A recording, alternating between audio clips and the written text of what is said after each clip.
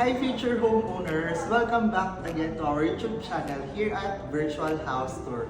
For today's vlog, we're going to feature Azure North here in San Fernando, Pampanga. Together with me is Ma'am Katrina Sapay. Hi guys! Who will be joining us dito sa condo tour. So, what are we waiting for? Let's begin ba? O, tara. So, Ma'am, let's talk about the location of Azure North.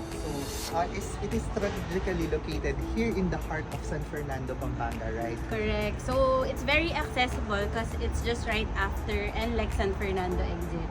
So, the nearby establishments are SM, Robinsons, and SNR. So, literally across lang din siya with the major establishments. Correct. And then, few minutes here, across lang din is a nearby hospital, Green City. And the whole stretch of the Jose Abad Santos Avenue is a commercial space. So it's very convenient and accessible.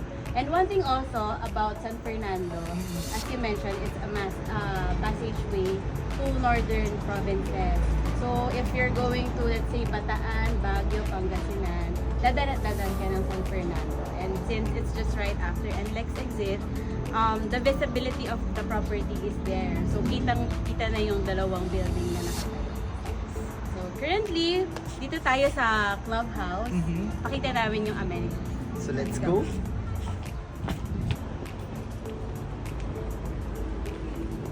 So, upon entering the main door is the lounge. So, here you can chill, you can relax, you can do light work.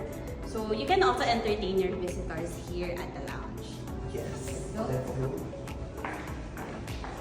You also have your function room wherein you can rent it out if you have like events or mga meeting. So, yan. Pwede yung gamitin ito as part of the amenity here in Azure North. Actually, this is one of my favorite spot here in the South House in Azure. So, we have the fitness center, it's a gym. So, let's go.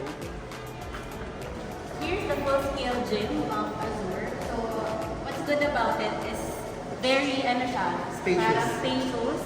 And the windows is floor to ceiling and overlooking din siya ng Marquez.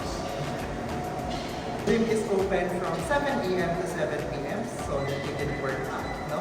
And then also, right beside the gym is the clinic. So, meron din tayong clinic dito wherein baka manimatay ka or you can also use our clinic here.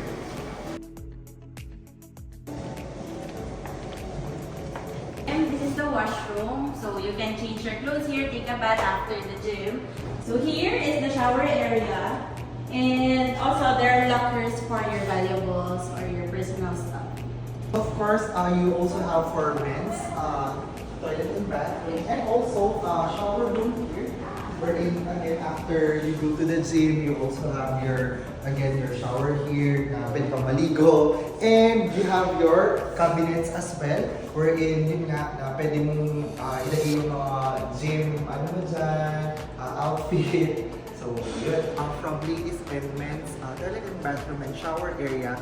Of course, Azure North has PWD friendly toilet and bathroom. So ma'am, after the clubhouse on the ground floor, meron din siya upper roof deck, no? Yes. So this one, ang intention for this is to become a juice bar. Eventually, pag ready na din yung fully operational na yung Azure, it's nice to have like a place for cocktails, especially for in the afternoon yung sunset hanggang gabi. So overlooking din kasi siya ng Manly Beach. Pwede ka nga dito mag-party-party, no?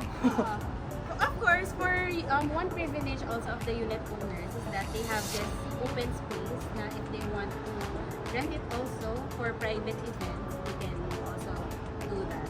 Such as birthdays, Birthdays, weddings. ganyan. So, yun nga lang, yung perfect time talaga for this open space yung pa-sunset ng gabi. Para hindi mainit. Oo nga. Of course, one of the unique amenity of Azure North is the man-made beach. As you can see, there's the wave pool, the man-made beach.